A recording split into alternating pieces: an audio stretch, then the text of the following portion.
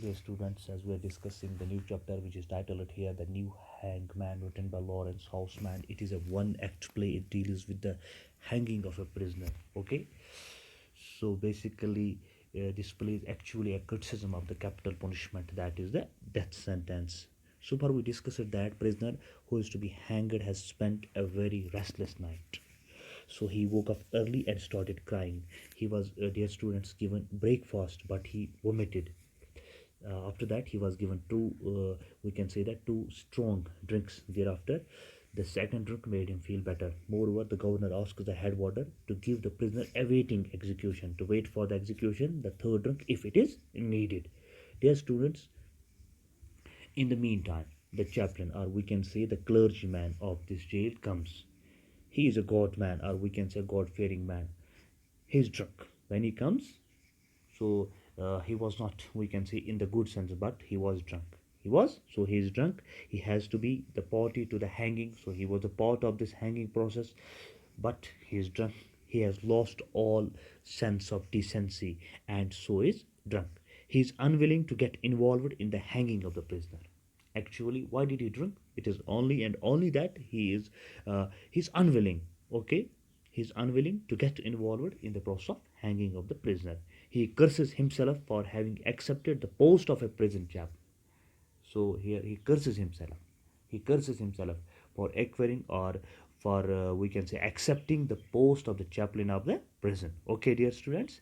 So he agrees that the clergyman, or we can say the chaplain, agrees that one can't have decency. One can't have decency when one hangs a man. So where is the decency when one hangs the man? Decency doesn't exist here. Okay, the hangman, dear students, the hangman considers the hanging as the dirtiest job, as it is without all honor and respect.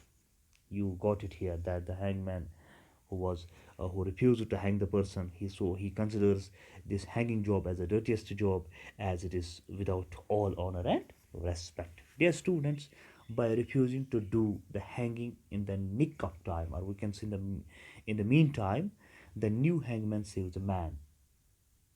By refusing hanging, or we can say in the appropriate time, the new hangman saves a man, he saves a life. When no one volunteers to do the hanging, there were other warders, so they do not come forward for the hanging. So here we can say that when no one volunteers to do the hanging, the governor of the jail reports the matter to the commissioner. Okay, dear students, the prison bell continues ringing. The governor reports the matter to the commissioner. The prison bell continues ringing. It is 3 minutes to 8. 8 बजे में अभी 3 minute बाकी थे. The commissioner tells the governor that he would seek advice from the Home Office, or Minister of Home Affairs, we can say that. Okay? The new hangman therefore goes away. Actually, he can't be detained as he has refused to do the hanging. The new hangman moves away from the jail. Okay, dear students, here. Dear students, after that, there is a large crowd outside the prison. So outside the prison, there was large gathering. The hangman speaks to them. So we can say the hangman speaks to the crowd everything that has happened in the jail.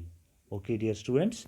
So he speaks to them everything that has happened as a result of his refusal to execute the criminal, which was sentenced, or we can say who was sentenced by the judge, but who was sentenced by the judges and the juries to death.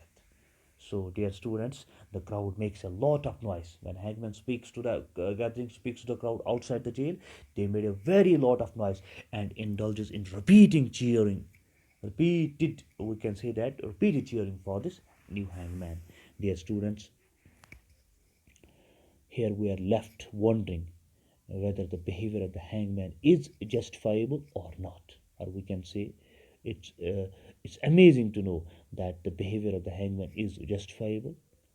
Has he done a good job?